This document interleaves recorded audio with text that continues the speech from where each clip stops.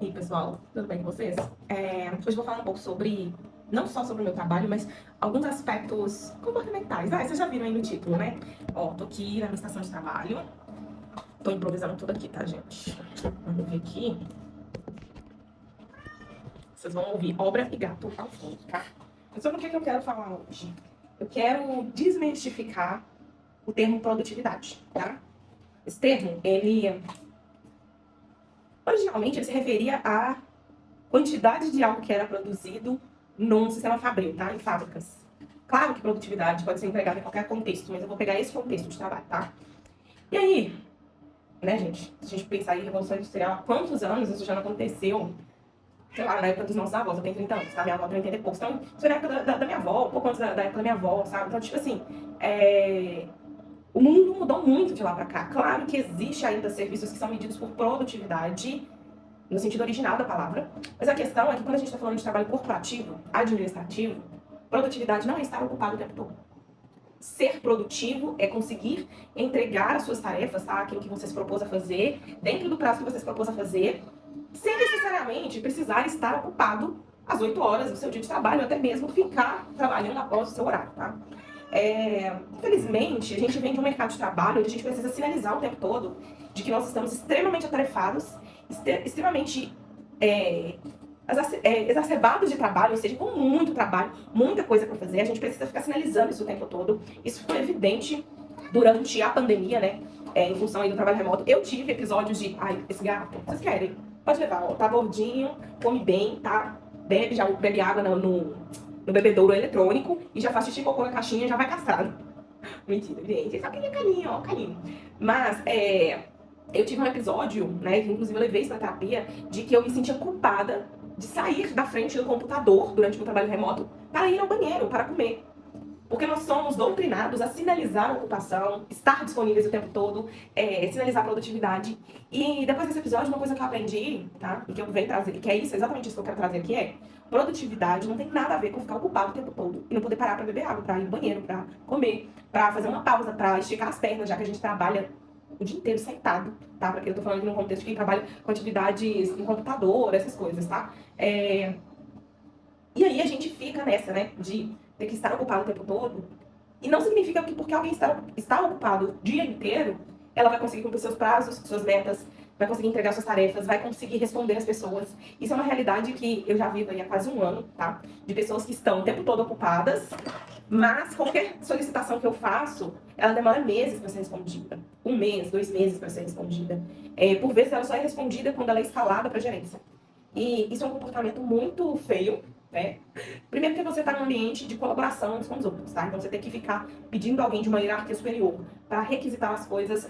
Eu vejo isso como algo antiprofissional, às vezes necessário, mas mostra muito do comportamento antiprofissional da pessoa, tá? Mas, e aí? Beleza, se produtividade não é estar ocupado o tempo todo, e produtividade é ser efetivo nas nossas entregas, né? Naquilo que a gente se propõe fazer, como que eu faço isso? Acho que o primeiro passo é a gestão de tempo, tá? Não deixa para planejar sua agenda no dia que você for trabalhar. Tenha o hábito, tenha a boa prática de gestão, eu já dei um treinamento sobre isso numa outra empresa que eu trabalhei, tenha a boa prática de gestão de revisar a sua agenda semanalmente, tá? Diariamente, para que você possa se preparar para o seu trabalho no dia seguinte. Tá? Então, normalmente o que eu faço? Eu tenho essa comodidade de conferir a minha agenda no celular, a agenda do trabalho no celular, na noite anterior. Tá? Quando eu não tenho, ai, gente, ô minha filha, mamãe te ama, mas ele vai trabalhando. Quando eu não faço isso na noite anterior, tá? Que eu não tô afim de ficar conectada com o trabalho nesses horários, o que eu faço? Ali nos 10 minutinhos finais do meu dia, ou na hora do almoço, eu abro meu calendário, minha agenda. Eu olho o que está planejado para os dias seguintes, tá? Então eu olho ali para uns 2, 3 dias seguintes, eu vejo os agendamentos, como que tá a minha disponibilidade de tempo.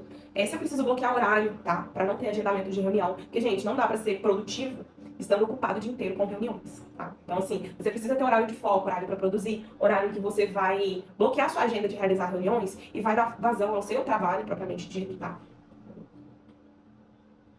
Então, primeira coisa, gestão de tempo, e eu utilizo a minha agenda para isso. Nessa minha agenda, o que eu faço? Eu tenho uma regra de não ter mais do que 2 a 3 horas de reunião por dia, tá? Normalmente eu gerencio dentro dessa disponibilidade ali os agendamentos do dia. Claro que uma vez ou outra eu preciso flexibilizar, mas automaticamente ao flexibilizar a quantidade de horas que eu vou ficar em reunião, tarefas que eu preciso executar, eu e o computador, elas serão roladas para o dia seguinte, ou, em alguns casos, eu acabo esticando um pouco o horário para entregar aquela tarefa dentro do dia, tá? Mas eu não faço isso a maioria das vezes.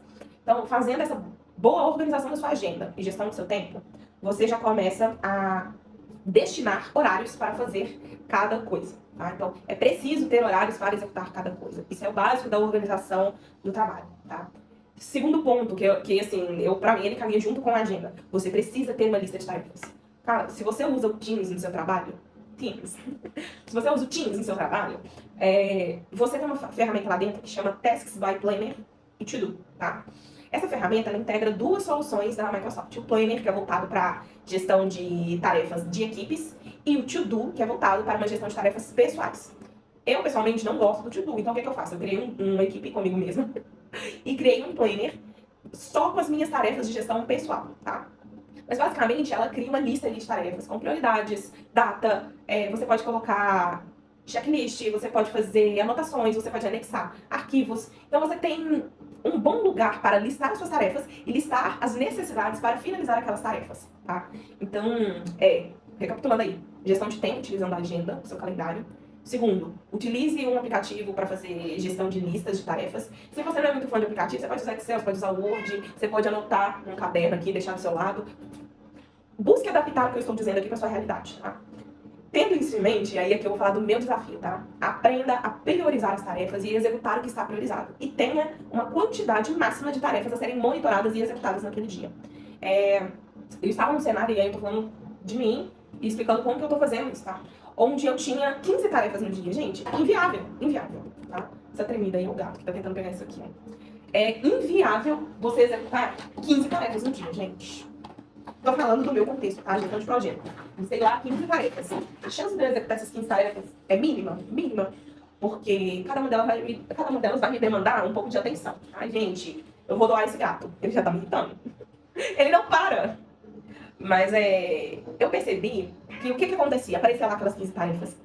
Eu conseguia executar ali entre 4 e 6 tarefas, não mais que isso, tá? Sendo aí que normalmente dessas 6, 2 eram tarefas de monitoramento, então eu não tinha ações específicas na tarefa, na verdade era um feedback que eu tinha que pedir pra alguém, um retorno que eu tinha que pedir pra alguém. Coitado do gato, ele bateu na janela fechada. Filho, eu preciso deixar fechado por causa da obra. Acaba claro, prometo. Prometo, filho.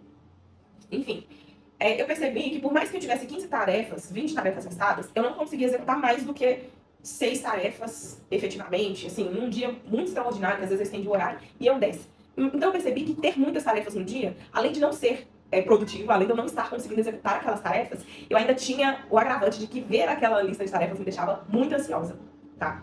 E aí eu comecei da mesma forma que eu reviso a minha agenda diariamente e semanalmente, eu reviso a minha lista de tarefas diariamente e semanalmente, tá? Para que eu possa priorizar aquelas tarefas que fazem sentido naquele momento. E aqui vai um comentário, que é o clássico. Gente, se tudo é prioridade, nada é prioridade, tá? Não tem como 100% de todas as coisas que a gente precisa fazer ser prioridade o dia inteiro. O quarto ponto, tá? Então, eu já falei gestão de tempo utilizando a agenda, gestão de tarefas utilizando um aplicativo para gerir tarefas, ou uma planilha Excel, ou um caderno, priorização de tarefas. E o quarto ponto é: não acumule mensagens na sua caixa de e-mail, nem no seu Teams, tá? E aqui eu tô falando muito sério. Gente, não deixe acumular.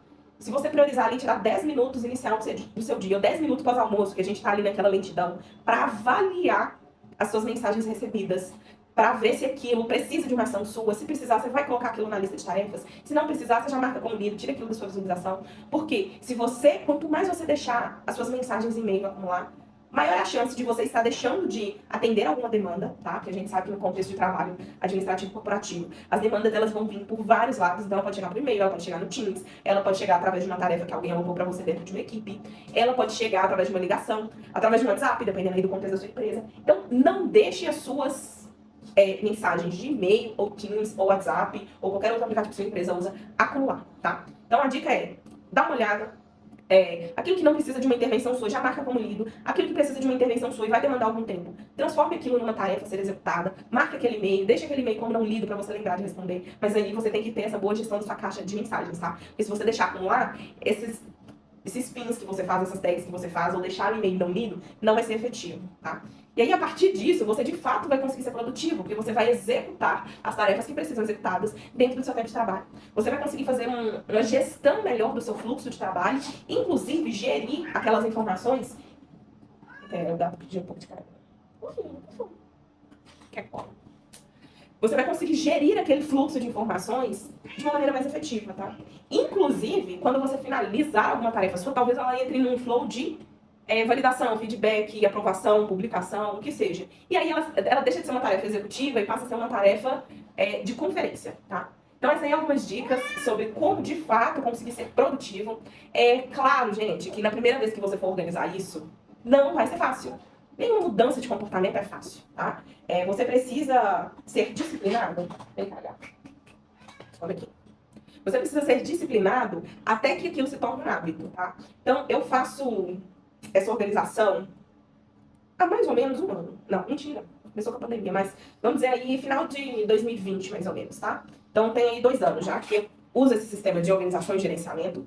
Eu não deixo de fazer pausas de descompressão durante o meu horário de trabalho. Olha o gato, gente. Esconde um botão do fim. Porque elas são necessárias. Às vezes, seu problema de concentração é porque você não consegue parar 5 minutos para ir tomar um café. E deixar seu cérebro dar uma esfriada, né? Igual um motor de carro velho. Mas eu queria não só explicar o que de fato é produtividade no contexto desse mundo dinâmico e agitado e ansioso, tá, que a gente vive, mas também trazer essas 4 dicas. Eita, gatos, gente, gatos. Tô adorando, tá? Tô sério. Vamos lá, vou recapitular de novo. Gestão de tempo, utilizando a agenda. 2, gestão de tarefas, utilizando um aplicativo, uma planilha, um caderno, aquilo que você considerar mais efetivo para você. 3, priorização de tarefas. E 4, não acumule mensagens para responder depois, tá? Eu espero que essas 4 dicas possam te ajudar a ser mais produtivo no seu dia a dia e terminar o dia com aquela sensação de dever cumprido, que acontece quando a gente consegue executar aquelas tarefas que a gente se propõe a fazer, tá? Muito obrigada. Até o próximo vídeo, que pode ser sobre qualquer tema, tá? Esse canal não tem um tema fechado, mas qualquer coisa que eu considerar útil compartilhar com as pessoas, eu vou trazer aqui. E depois eu volto pra contar um pouco mais sobre o meu trabalho, dar um pouco mais de dicas, tá? Quem quiser me acompanhar no LinkedIn, que é a única rede social que eu utilizo atualmente, é Joyce Miri Rocha, é igual ao meu canal. Lá eu faço algumas postagens relacionadas ao mundo do trabalho, algumas dicas, algumas vagas de emprego, tá? Então pode ser útil pra você. Até o próximo vídeo. Tchau!